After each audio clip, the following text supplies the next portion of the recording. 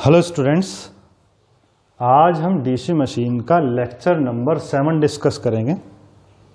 Lecture number 7 में हम DC machine का डमी कॉइल्स पार्ट को डिस्कस करेंगे। देखिए, अभी तक जो लेक्चर नंबर 6 तक आपने डीसी मशीन के डिफरेंट पार्ट्स पढ़े हैं, वो सभी डीसी मशीन के कंपलसरी पार्ट होते हैं, यानी कि हर डीसी मशीन में वो पार्ट्स होते हैं। लेकिन ये जो डमी कॉइल होता, ये डीसी मशीन का कंपलसरी पार्ट नहीं होता, यानी कि कुछ डीसी मशीन में ये डमी कॉइल हो भी सकती है, कुछ डीसी मशीन में नहीं भी हो सकती। दूसरी बात, डमी कॉइल जो होती है वो आर्मेचर में ही पड़ी रहती है। देखो, ये आर्मेचर हमने दिखाया है, ये शाफ्ट है, ये आर्मेचर होता, आर्मेचर सिलेंड्रिकल फॉर्म में होता। तो ये सभी तो आर्मेचर कॉइल से, देखो यहाँ से लेकर यहाँ तक ये सब आर्मेचर कॉइल है। और ये हमने दिखाई डमी कॉइल। तो डमी कॉइल भी एक तरह से आर्मेचर कॉइल ही होती है, यानी कि आर्मेचर में ही प्लेस होती है। तो पहली बात तो आपको पता चला कि डमी कॉइल आपसे पूछा जाए कहाँ होती है, तो डमी कॉइल भी आर्मेचर में ही होती है। तो dummy coil is also placed in armature. पहली बात, डमी कॉइल भी आर्मेचर में ही प्लेस रहती है। लेकिन डमी कॉइल जो होती है वो कम्यूटेटर से नहीं कनेक्ट होती है ना। खास बात ये, जो आर्मेचर कॉइल होती है वो कम्यूटेटर से जुड़ी रहती है, लेकिन डमी कॉइल कम्यूटेटर से, कम्यूटेटर सेगमेंट से यानी कि नहीं जुड़ी होती है। ठीक है, देखो इन्हें डमी कॉइल कहा क्यों जाता है। हम जानते हैं कि डमी का अर्थ क्या होता। डमी का मतलब होता असली जैसी दिखने वाली नकली वस्तु।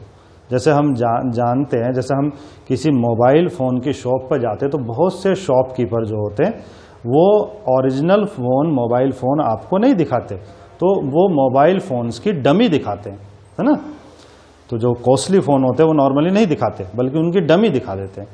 तो डमी का मतलब होता असली जैसा दिखने वाली नकली वस्तु। तो जैसे मोबाइल फ़ोन की जो डमी होती है वो बिल्कुल असली फ़ोन जैसी दिखाई देती है, लेकिन वो असली फ़ोन नहीं होता, यानी कि वो एक्टिव फ़ोन नहीं होता। ना तो उसमें सिम पड़ सकता, ना वो कोई काम कर सकता, कोई फंक्शन कर सकता। तो इसी तरह से डमी कॉइल जो होती है वो भी हमें आर्मेचर कॉइल जैसी ही दिखाई देती है। नॉर्मली तो हम ऐसा लगता है जैसे आर्मेचर ही कॉइल हो, लेकिन ये जो डमी कॉइल होती है ये पहली बात तो कम्यूटेटर से कनेक्ट नहीं होती है। आर्मेचर में तो होती है, लेकिन ये और अन्य आर्मेचर कॉइल्स की तरह कम्यूटेटर से कनेक्ट नहीं होती। तो पहली बात, डमी कॉइल आर्मेचर में प्लेस की जाती, पहली बात। दूसरी बात, जो डमी कॉइल होती है, dummy coil is not connected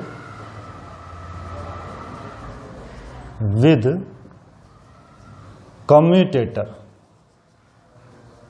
जैसे अन्य आर्मेचर कॉइल कम्यूटेटर से कनेक्ट रहती है, कम्यूटेटर सेगमेंट से कनेक्ट रहती है, तो ये कम्यूटेटर से या कम्यूटेटर सेगमेंट से कनेक्ट नहीं रहती, है ना। तो होती है देखने में इन्हीं के जैसी, यानी कि इन्हीं की डमी होती है एक तरह से, है ना। यानी कि डमी कॉइल जो है वो एक आइडल कॉइल होती है। डमी कॉइल कैसी होती है? Dummy coil is an idle coil. Idle coil का मतलब क्या होता है? आइडल का मतलब होता निष्क्रिय। निष्क्रिय यानी कि ये एक्टिव कॉइल नहीं होती, है ना, निष्क्रिय कॉइल है। एक तो वर्ड होता आइडल, आइडल मीन्स तो आदर्श होता, ये है आइडल, IDLE, है ना। आइडल का मतलब निष्क्रिय, तो ये निष्क्रिय कॉइल होती है, यानी कि ये कॉइल एक्टिव नहीं होती। ये कॉइल आर्मेचर वाइंडिंग की कैरेक्टरिस्टिक को इफेक्ट नहीं करती, है ना। तो ये जो डमी कॉइल होती है, dummy coil not effect, dummy coil is not effect on winding characteristic। Winding characteristic को ये इफेक्ट नहीं करती। तो जो हमारे डीसी मशीन की जो वाइंडिंग की कैरेक्टरिस्टिक होती है, आर्मेचर वाइंडिंग की कैरेक्टरिस्टिक होती है, उसको डमी कॉइल इफेक्ट नहीं करती, कारण ये एक्टिव कॉइल नहीं होती, है ना। तो ये जो डमी कॉइल होती है, ये दरअसल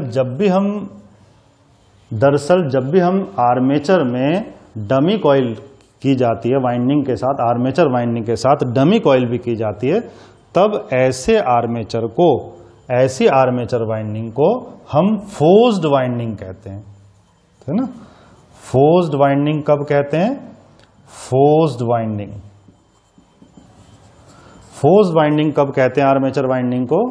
कि अगर आर्मेचर वाइंडिंग के साथ, यानी कि आर्मेचर कॉइल के साथ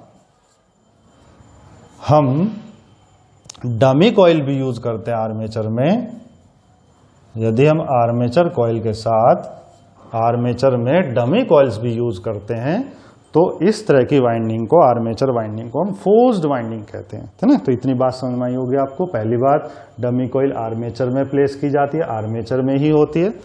डमी कॉइल कम्यूटेटर सेगमेंट से कनेक्ट नहीं होती, इसीलिए कम्यूटेटर सेगमेंट से कनेक्ट ना होने की वजह से डमी कॉइल आर्मेचर वाइंडिंग की कैरेक्टरिस्टिक को प्रभावित नहीं करती, यानी कि एक आइडल कॉइल होती है, निष्क्रिय कॉइल होती है, एक्टिव कॉइल नहीं होती है। ये आर्मेचर वाइंडिंग के जैसी ही होती है देखने में, लेकिन हमें तो ऐसे ही लगता है जैसे आर्मेचर वाइंडिंग हो, अन्य आर्मेचर कॉइल की तरह होती है, लेकिन ये उनकी डमी होती है ना। और जब हम डमी कॉइल यूज करते हैं आर्मेचर कॉइल के साथ, तो इस तरह की वाइंडिंग को, आर्मेचर वाइंडिंग को हम फोर्स्ड वाइंडिंग कहते हैं, है ना। दूसरी बात देखिए कि दरअसल जब हम डमी कॉइल यूज करते हैं, तो डमी कॉइल यूज कब करते हैं? कि जब ऐसा होता है कि बहुत सी मशीन्स में, अभी आगे डिस्कस करेंगे कौन सी मशीन में, कि बहुत सी कंडीशन में हमें आर्मेचर के कुछ स्लॉट्स खाली छोड़ने पड़ते हैं। तो आर्मेचर के कुछ स्लॉट्स में तो आर्मेचर वाइंडिंग होती है, लेकिन कुछ स्लॉट्स हमें खाली छोड़ने पड़ते हैं, जिससे क्या होता कि आर्मेचर का मैकेनिकल बैलेंस खराब हो जाता। सही बात है। अगर मैं आर्मेचर के स्लॉट खाली छोड़ दूं, क्या छोड़ दूं? खाली। आर्मेचर में हम वाइंडिंग ना डालें, कुछ स्लॉट्स में वाइंडिंग ना डालें, तो उससे क्या होता कि जो एयर गैप होता वो चेंज हो जाता। यहाँ पर एयर गैप कम होता, जहाँ हम स्लॉट खाली छोड़ देते हैं वहाँ पर एयर गैप ज़्यादा हो जाता। इससे क्या होता कि अलग अलग एयर गैप हो जाने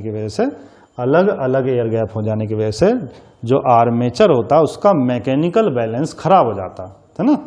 तो इसलिए आर्मेचर का मैकेनिकल बैलेंस खराब ना हो, तो उसी के लिए हम क्या कर देते हैं कि जिन स्लॉट्स में हम आर्मेचर वाइंडिंग नहीं करते, उन स्लॉट्स में हम डमी कॉइल डाल देते हैं, है ना। तो एक बात और पता चलती है कि डमी कॉइल किस लिए यूज होती है, जो कि एग्जाम में अधिकतर कंपटीशन में यही क्वेश्चन पूछा जाता है कि डमी कॉइल किस लिए की जाती है। तो डमी कॉइल जो होती है वो दरअसल मैकेनिकल बैलेंस प्राप्त करने के लिए की जाती है। तो dummy coils are used to provide mechanical balance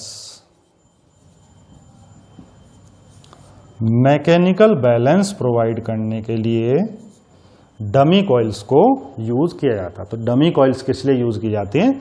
कि डमी कॉइल्स जो होती है वो मैकेनिकल बैलेंस को प्रदान करने के लिए यूज की जाती है। डमी कॉइल्स किस लिए यूज की जाती है?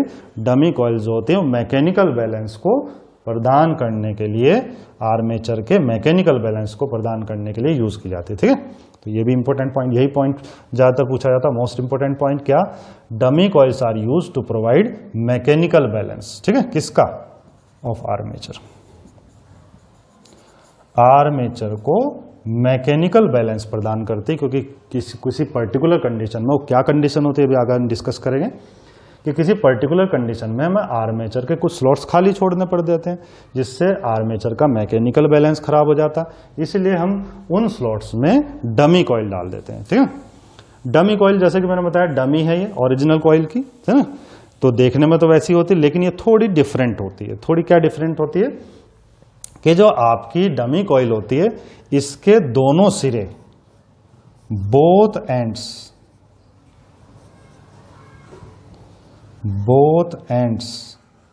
यानी कि दोनों सिरे, इसके both ends of dummy coil के बोथ एंड्स, दोनों सिरे कट कर दिए जाते हैं, कटे रहते हैं इसके दोनों सिरे हैं। डमी कॉइल्स के बोथ एंड्स, दोनों सिरे कटे रहते हैं एंड इंसुलेटेड, और इंसुलेटेड रहते हैं, and insulated from other windings से ये इंसुलेटेड रहते हैं।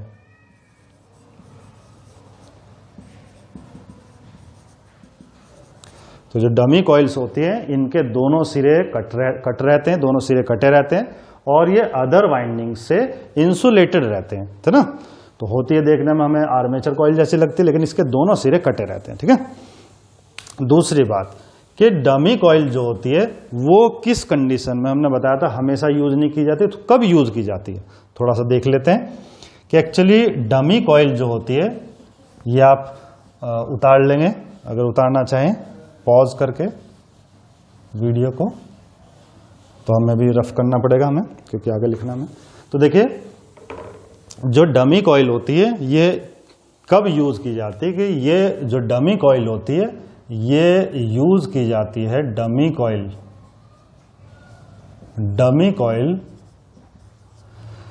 Is used only for simplex wave winding, है ना। तो एक और इंपॉर्टेंट बात पता चली कि जो डमी कॉइल होती है केवल वेव वाइंडिंग के लिए यूज की जाती है, ठीक है। वेव वाइंडिंग में भी दो मेथड होते हैं, कई मेथड हो सकते हैं, सिंप्लेक्स, डुप्लेक्स, हैं, क्वाड्रुप्लेक्स, ट्रिप्लेक्स। तो उसकी तो खैर आगे बात करेंगे हम, है ना, जब हम वाइंडिंग टॉपिक पढ़ाएंगे। अभी आप सिंपल समझ सकते हैं कि हम जानते हैं, हमने बताया था कि वाइंडिंग का टॉपिक तो वैसे हम आगे कवर करेंगे, कि जो डीसी मशीन में जो वाइंडिंग होती है दो टाइप की होती है, एक होती है लैप वाइंडिंग, एक होती है वेव वाइंडिंग। तो हमेशा याद रखना कि जो डमी कॉइल होती है ये केवल वेव वाइंडिंग के लिए ही यूज की जाती है, ठीक है।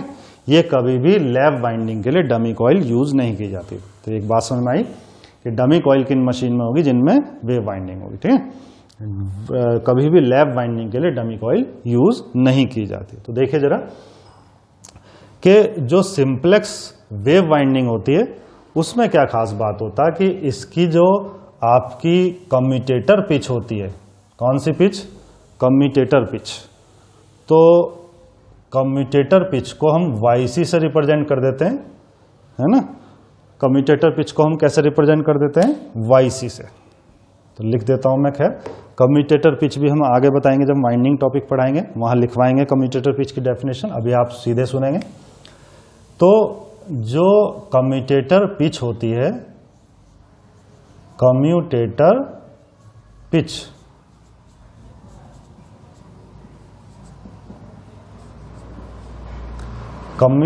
Pitch of simplex wave winding, simplex wave winding के लिए जो कम्यूटेटर पिच होती है उसका फॉर्मूला ये रहता, YC = C ± 1 P/2, है ना। तो ये फॉर्मूला होता है, या फिर हम इसे ऐसे भी लिख सकते हैं कि 2 ऊपर चला जाएगा पलट के, जब हम मल्टीप्लाई ऊपर करेंगे तो ये हो जाता 2C ± 2/P। जहां C क्या होता, C = होता where C = number of coils. C = क्या होता है यहां पर, C = होता नंबर ऑफ कॉइल्स,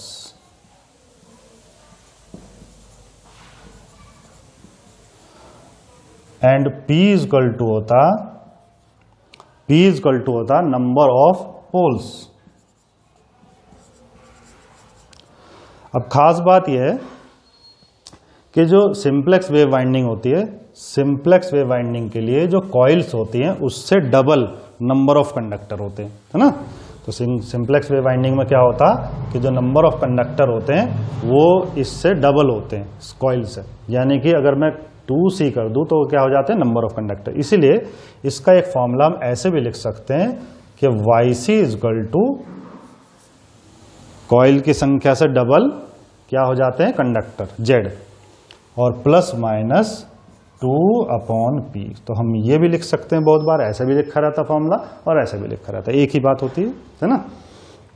जहां Z इक्वल टू क्या होता, where Z equal to number of conductors, Z equal to क्या होता, टोटल नंबर ऑफ कंडक्टर्स, ठीक है। तो Z इक्वल टू होता जो वो होता total number of conductors, total number of conductors, है ना। तो एक बात पता चली कि जो आपकी डमी कॉइल होती है ये सिंप्लेक्स वेव वाइंडिंग के लिए ही केवल यूज की जाती है, लैप वाइंडिंग के लिए यूज नहीं की जाती है।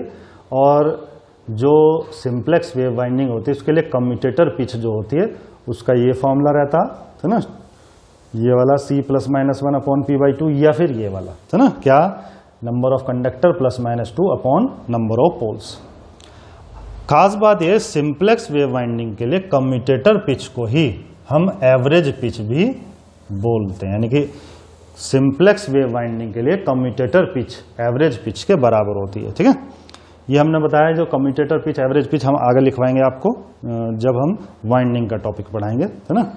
अभी आपको सीधे देखना, तो जो डमी कॉइल होती है, ये जो सिंप्लेक्स वेव वाइंडिंग होती है इसके लिए जो कम्यूटेटर पिच होती है या एवरेज पिच जो सेम ही होती है, चूंकि कम्यूटेटर पिच होती है वो हमेशा इंटीजर होनी चाहिए। क्या होनी चाहिए, इंटीजर।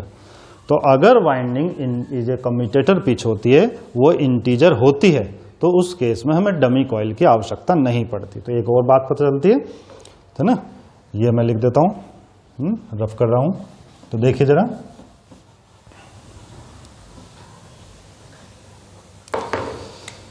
यानी कि हमने देखा भी कम्यूटेटर पिच का क्या फॉर्मूला है, कम्यूटेटर पिच क्या होनी चाहिए, Z फॉर्मूला रहता Z +-2/P।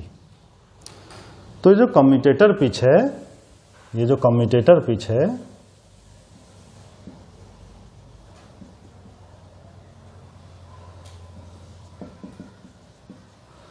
कम्यूटेटर पिच है, ये आपका हमेशा क्या होनी चाहिए, इंटीजर, इज इंटीजर।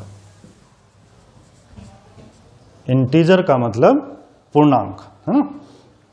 तो इंटीजर होनी चाहिए 1 2 3 4 इस तरह से, है ना। तो हमेशा याद रखो कि जो कम्यूटेटर पिच है सिंप्लेक्स वेव वाइंडिंग के लिए वो इंटीजर होनी चाहिए, तभी हम आर्मेचर वाइंडिंग को डिजाइन कर सकते हैं। अगर ये इंटीजर होगी तो तब उस केस में डमी कॉइल की आवश्यकता नहीं होती। तो नो रिक्वायरमेंट,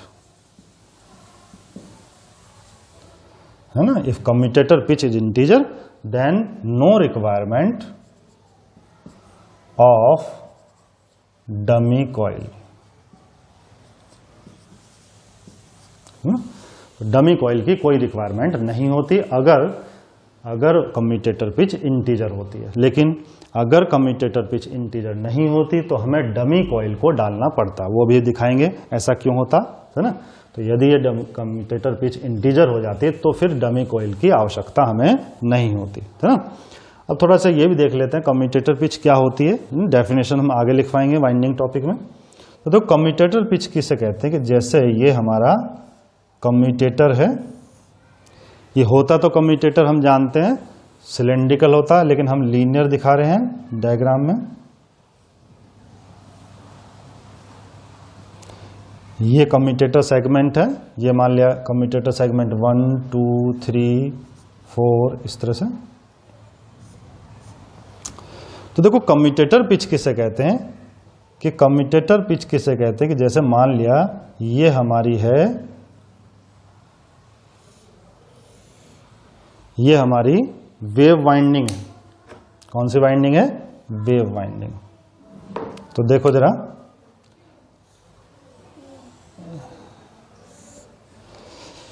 ये कहलाती कॉइल की साइड 1, कॉइल साइड 1। जैसे कॉइल के 2 साइड होती हैं, ये कहलाता कॉइल साइड 1। और जो कॉइल की दूसरा सिरा होता है ना, ये कहलाता कॉइल साइड 2। तो एक कॉइल की 2 साइड होती हैं, एक कॉइल साइड 1, एक कॉइल साइड 2। तो जो कॉइल की दोनों साइड्स होती हैं, एक ही कॉइल की दोनों साइड्स, एक ही कॉइल की दोनों साइड जो कि डिफरेंट कम्यूटेटर सेगमेंट से कनेक्ट हैं, उनके बीच की जो डिस्टेंस होती है वही कम्यूटेटर पिच कहलाती है। तो कम्यूटेटर पिच किसे कहते हैं? Commutator pitch is distance between 2 commutator segments which are connected of same coil. तो कम्यूटेटर पिच किसे कहते हैं कि कम्यूटेटर पिच जो है वो दो कम्यूटेटर सेगमेंट के बीच की वो डिस्टेंस होती है जिससे एक ही कॉइल के दोनों सिरे यानी कॉइल साइड 1 और कॉइल साइड 2 जुड़े रहते हैं। तो हमेशा याद रखो, ये जो कम्यूटेटर पिच है ये वाइंडिंग के डिजाइन के लिए हमेशा इंटीजर होनी चाहिए। बिल्कुल सही बात है भाई। अगर मैं कम्यूटेटर पिच इस कंडीशन में निकालना चाहूं तो कम्यूटेटर पिच क्या हो जाती है कि इसका सेकंड सिरा कहां से जुड़ा हुआ? 4 सेगमेंट से। कॉइल साइड का फर्स्ट सिरा कौन से सेगमेंट से जुड़ा है? फर्स्ट सेगमेंट से। तो इन दोनों का डिफरेंस कर देते हैं हम, यानी कि 4 - 1 = 3। तो यानी कि फिलहाल जो है यहां पर जो कम्यूटेटर सेगमेंट है, कम्यूटेटर पिच है, वो इस केस में 3 होगा। तो आप जानते हैं ये हमेशा डिफरेंस हमेशा जो होगा वो हमेशा ही किस में आएगा? इंटीजर में। तो हमेशा कम्यूटेटर पिच हमेशा कैसी होनी चाहिए? इंटीजर, है ना। तो अगर कम्यूटेटर पिच इंटीजर होती है, क्योंकि कम्यूटेटर पिच कभी भी ऐसे नहीं हो सकती कि 1.5, 2, 2.5, 2.5 इस तरह से कभी भी नहीं हो सकती। कम्यूटेटर पिच हमेशा ही क्या होनी चाहिए? इंटीजर। तो अगर कम्यूटेटर पिच इंटीजर होती है तो डमी कॉइल की रिक्वायरमेंट नहीं होती। लेकिन यदि अगर कभी भी ये जो आपकी कम्यूटेटर पिच होती है वो इंटीजर नहीं होती, तब हमें डमी कॉइल की आवश्यकता होती है ना। तो देखिए, खास बात यह है कि जो कम्यूटेटर पिच होती है वो हमेशा लैप वाइंडिंग के लिए ऑलवेज इंटीजर होती है ना। देखिए, वेव वाइंडिंग के लिए तो इंटीजर हो भी सकती है, नहीं भी। अभी हम दिखाएंगे कि बहुत बार नहीं होती इंटीजर। लेकिन अगर हम लैप वाइंडिंग के लिए कम्यूटेटर पिच देखें तो कम्यूटेटर पिच हम देख लेते हैं कि कम्यूटेटर पिच जो होती है, कम्यूटेटर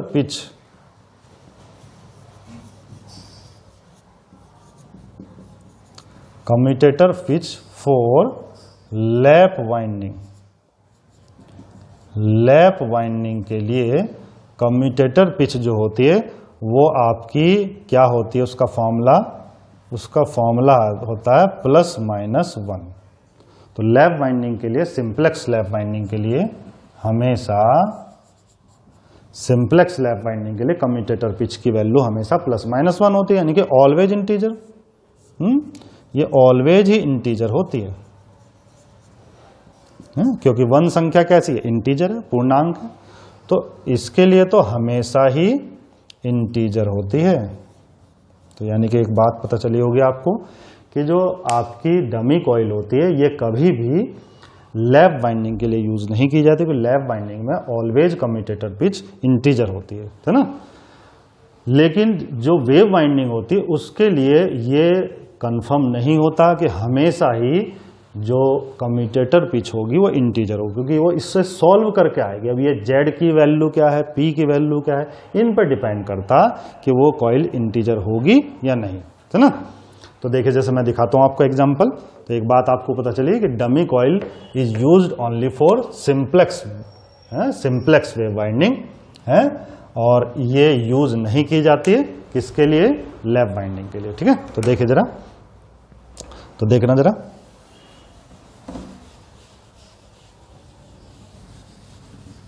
तो एक बात पता चली कि इंपॉर्टेंट बात कि डमी कॉइल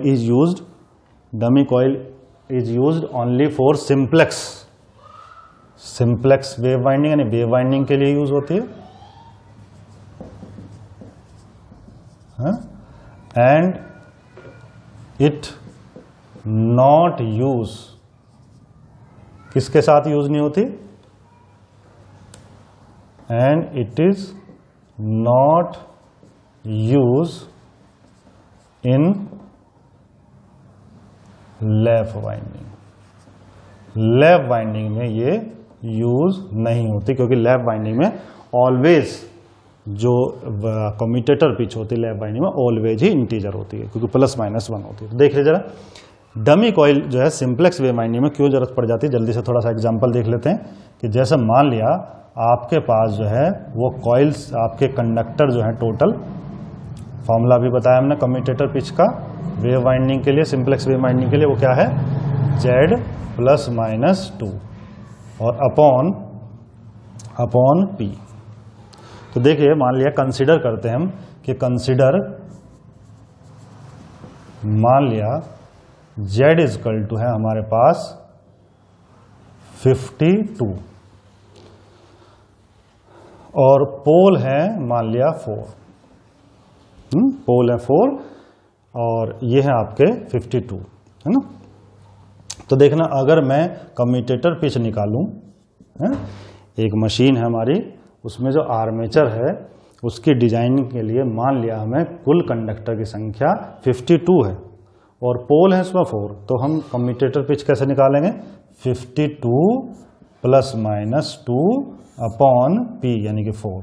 तो ये क्या आ जाता, 52 + 4, या प्लस लेंगे साइन, तो 52 + 4 अपॉन 2, सॉरी ये कितना आ जाएगा, 54/4। तो 54/4 या फिर क्या आएगा, 52 - 2 यानी कि 50/4। तो आप देखते हैं ये इंटीजर नहीं आया, है ना, ये पूरा नहीं कर सकता। इसका मतलब ये जो वैल्यू आई इस केस में इज नॉट इंटीजर, ये इंटीजर नहीं है ना। तो इसीलिए इंटीजर ना होने की वजह से इसे इंटीजर बनाना पड़ेगा हमें, क्योंकि कम्यूटेटर पिच ऑलवेज इंटीजर होनी चाहिए, ठीक है। ऐसा हो ही नहीं सकता, क्योंकि कम्यूटेटर पिच अभी बताया था मैंने क्या होता, सेम कॉइल के 2 कम्यूटेटर सेगमेंट से जुड़े रहते हैं, उनका डिफरेंस, और डिफरेंस वो हमेशा इंटीजर होना चाहिए। कभी भी कम्यूटेटर सेगमेंट 1.5, 2.5, 13.5, 12.5 इस तरह से नहीं हो सकता कभी भी, ठीक है। तो इसलिए वो हमेशा इंटीजर होना चाहिए। तो इस केस में इंटीजर नहीं आ रही। लेकिन अगर हम 50 कंडक्टर यूज करें, कितने कंडक्टर, 50, तो अगर मैं 50 कंडक्टर लूं, जबकि रिक्वायरमेंट हमारी 52 की, लेकिन मैं 50 कंडक्टर लूं, तो 50 +-2 अपॉन 4, तो ये क्या आ जाता, इक्वल टू 50 अगर मैं आर्मेचर कंडक्टर लूं तो क्या आ जाता है, ये आपका आ जाता है 50 + 2 यानी कि 52 अपॉन 4, तो ये क्या आ जाता 13, या फिर अगर हम माइनस करें तो 48, ये क्या आ जाता 50 - 2 यानी कि 48/4, तो 12। तो इसका मतलब ये क्या आ जाता इंटीजर। तो एक बात समझ में आती है कि अगर हम 52 के बजाय 50 कंडक्टर एक्टिव करें, तो एक्टिव कंडक्टर हम 50 रखें, तो उस केस में इंटीजर हो जाती है, ठीक है। लेकिन जो एक आपकी कॉइल है, या यूं कह लो 2 कंडक्टर है, वो क्या हो जाते हैं आइडल। तो इस केस में 2 कंडक्टर्स यानी कि Z = 2 कंडक्टर्स, और या यूं कह सकता हूं अर्थात 1 कॉइल इज डमी।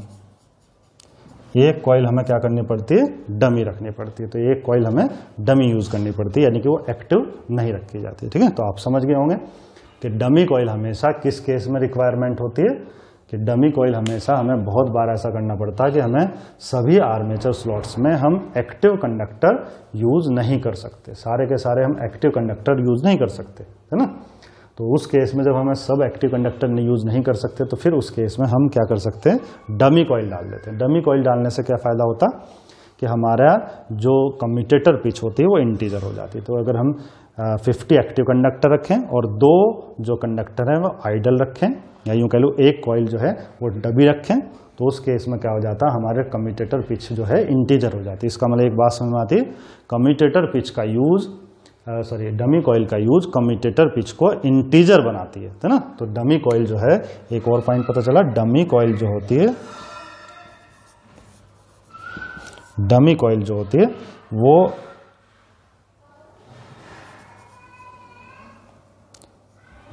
डमी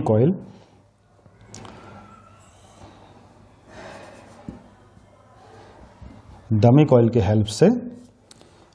के हेल्प से जो कम्यूटेटर पिच होती है